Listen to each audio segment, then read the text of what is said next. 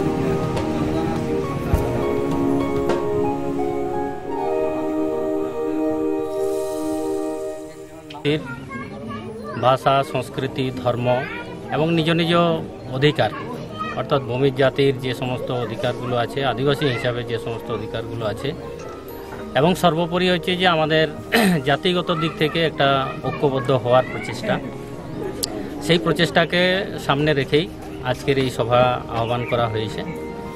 এই ধরনের সামাজিক সচেতনতা সভা পশ্চিমবঙ্গের বিভিন্ন জেলায়, বিভিন্ন ব্লকে, বিভিন্ন অঞ্চলে এই ধরনের সভা আমাদের হয়ে থাকে।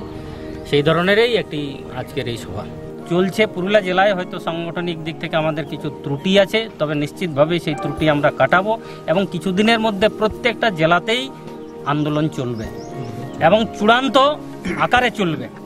যেটা আর এটাও একটা বিষয় দেখুন যে পার্শ্ববর্তী রাজ্য ঝাড়খণ্ড সরকার একটা জমি সংক্রান্ত বা জমির অধিকার সংক্রান্ত একটা বিল পাস হয়েছিল এবং সেই বিলটার বিরুদ্ধে কিন্তু আদিবাসীরা রুখে দাঁড়িয়েছিল এবং সেই বিলের বিরুদ্ধে সরকার কিন্তু পিছিয়ে আসতে বাধ্য হয়েছে।